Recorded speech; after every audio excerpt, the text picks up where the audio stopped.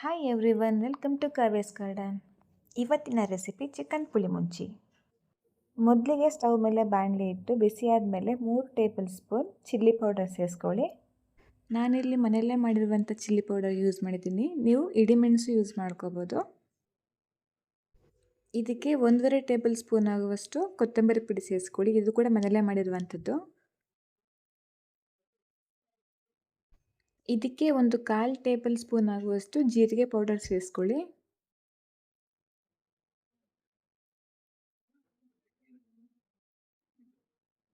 ಇದಕ್ಕೆ ಒಂದು ಸ್ವಲ್ಪ ಕರಿಬೇವು ಸೊಪ್ಪು ಹಾಕ್ಕೊಳ್ಳಿ. ಈಗ ಇದು ಒಂದು ಸ್ವಲ್ಪ ಬ್ರೌನಿಷ್ ಕಲರ್ ಬರೋ ತನಕ ಫ್ರೈ ಮಾಡ್ಕೊಳ್ಳಿ. ಒಂದು ಸ್ವಲ್ಪ ಕಲರ್ ಚೇಂಜ್ ಆಗಲಿ. ನೋಡಿ, ಕಲರ್ ಚೇಂಜ್ ಆಗಿದೆ. ಈಗ ಇದನ್ನ ಸೈಡಲ್ಲಿ ಎತ್ತಿಟ್ಕೊಳ್ಳಿ. ಇದಕ್ಕೆ ಒಂದು ಸ್ವಲ್ಪ ಮೆಂತ್ಯ ಹಾಕ್ಕೊಂಡು ಫ್ರೈ ಮಾಡಿಕೊಂಡು ಎತ್ತಿಟ್ಕೊಳ್ಳಿ.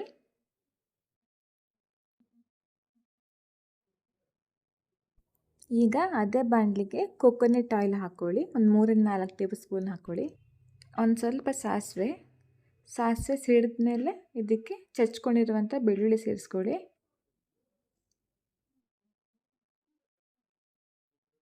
ಕರಿಬೇವು ಸೊಪ್ಪು ಸೇರಿಸ್ಕೊಂಡು ಇದಕ್ಕೆ ಚಿಕ್ಕದಾಗಿ ಕಟ್ ಮಾಡಿರುವಂತಹ ಈರುಳ್ಳಿ ಸೇರಿಸ್ಕೊಳ್ಳಿ.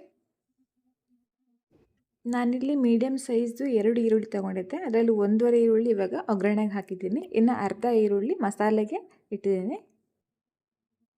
ಈರುಳ್ಳಿ ಚೆನ್ನಾಗಿ ಫ್ರೈ ಆಗಲಿ. ಒಂದು ಸ್ವಲ್ಪ ಟ್ರಾನ್ಸ್ಪರೆಂಟ್ ಆಗೋ ತನಕ ಫ್ರೈ ಮಾಡ್ಕೊಳ್ಳಿ. ಈಗ ಇದಕ್ಕೆ ಚಿಕ್ಕದಾಗಿ ಕಟ್ ಮಾಡಿರುವಂತಹ medium ಸೈಜ್ದು 2 tomato ಸೇರಿಸ್ಕೊಳ್ಳಿ.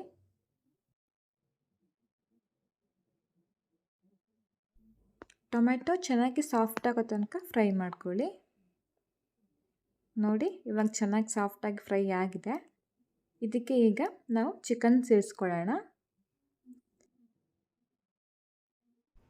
Chicken almost 1.5 kg ಇದೆ. ಇದನ್ನ ನೀಟಾಗಿ ತೊಳ್ಕೊಂಡು ಅದು ಸೇರಿಸ್ಕೊಳ್ಳಿ.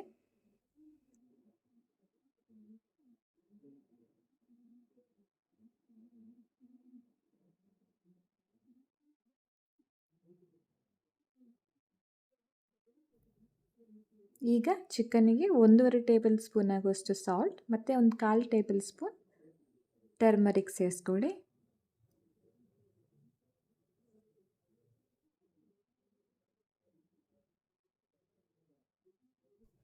ಈಗ ಚೆನ್ನಾಗಿ ಮಿಕ್ಸ್ ಮಾಡ್ಕೊಳ್ಳಿ. ಸಾಲ್ಟ್ ಆ್ಯಂಡ್ ಟರ್ಮರಿಕ್ ಚಿಕನ್ಗೆ ಅಂಟ್ಕೊಳ್ಳೋ ಥರ ಎಲ್ಲನೂ ಮಿಕ್ಸ್ ಮಾಡ್ಕೊಳ್ಳಿ.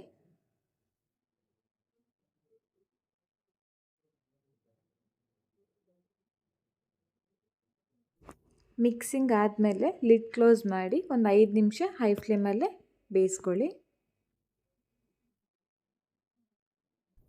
ಚಿಕನ್ ಬೇಯೋಷ್ಟರಲ್ಲೇ ನಾವೀಗ ಮಸಾಲ ಗ್ರೈಂಡ್ ಮಾಡ್ಕೊಳ್ಳೋಣ. ಆವಾಗಲೇ ರೋಸ್ಟ್ ಮಾಡ್ಕೊಂಡ ಪೌಡ್ರುಗಳು ಮತ್ತು ಮೆಂತ್ಯ ಸೇರಿಸ್ಕೊಳ್ಳಿ. ಆವಾಗಲೇ ಉಳ್ಕೊಂಡಂಥ ಅರ್ಧ ಈರುಳ್ಳಿ ಮತ್ತು ಒಂದು ಚಿಕ್ಕ ಗೆಡ್ಡೆ ಬೆಳ್ಳುಳ್ಳಿ, ಆಮೇಲೆ ಒಂದು ಅರ್ಧ ಇಂಚು ಶುಂಠಿ ಹಾಕೋತಾ ಇದ್ದೀನಿ.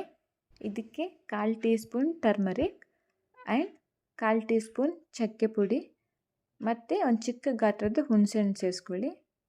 ಚಕ್ಕೆ ಪುಡಿ ಇಲ್ಲ ಅಂದರೆ ಚಕ್ಕೆ ಸೇರಿಸ್ಕೊಳ್ಳಿ. ನೀರು ಹಾಕ್ಕೊಂಡು ಗ್ರೈಂಡ್ ಮಾಡ್ಕೊತಾ ಇದ್ದೀನಿ. ಮಸಾಲ ಗ್ರೈಂಡಾಗಿ ರೆಡಿಯಾಗಿದೆ.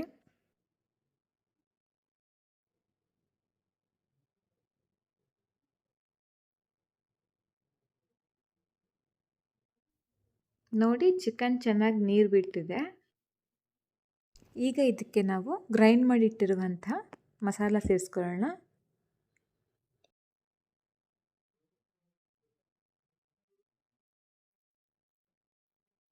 ಉಳಿದಿರೋ ಮಸಾಲೆಗೆ ನೀರು ಹಾಕ್ಕೊಂಡು ಸೇರಿಸ್ಕೊಳ್ಳಿ. ಅದನ್ನು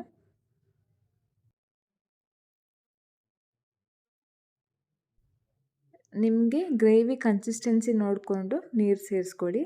ನಾನು ಸ್ವಲ್ಪ ಸಾರು ಥರ ಇರಲಿ ಅಂತ ಸ್ವಲ್ಪ ಜಾಸ್ತಿ ನೀರು ಸೇರಿಸ್ಕೊತಾ ಇದ್ದೀನಿ.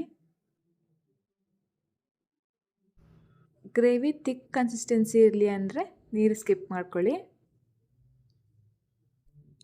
ಈ ಟೈಮಲ್ಲಿ ರುಚಿ ನೋಡಿಕೊಂಡು ಸಾಲ್ಟ್ ಬೇಕಿದ್ರೆ ಸಾಲ್ಟ್ ಸೇರಿಸ್ಕೊಳ್ಳಿ.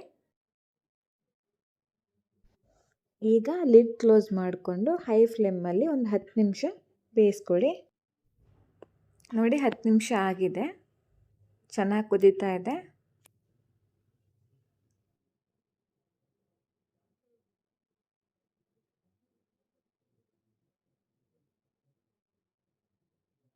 ಒಂದು ಸಲ ಚೆನ್ನಾಗಿ ಮಿಕ್ಸ್ ಮಾಡಿಕೊಂಡು ಇದಕ್ಕೆ ಕಟ್ ಮಾಡಿರುವಂಥ ಕೊತ್ತಂಬರಿ ಸೊಪ್ಪು ಸೇರಿಸ್ಕೊಳ್ಳಿ.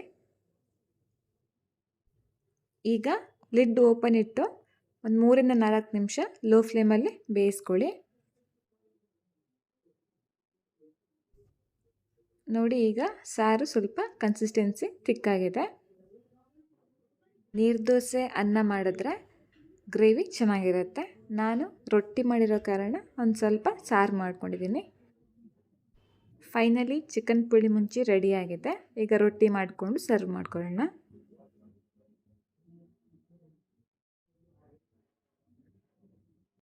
ಕಡಕ್ ಚಿಕನ್ ಪುಳಿ ಮುಂಚಿ ವಿತ್ ರೊಟ್ಟಿ ನೀವು ಒಂದ್ಸಲ ಟ್ರೈ ಮಾಡಿ, ತುಂಬ ಚೆನ್ನಾಗಿರುತ್ತೆ.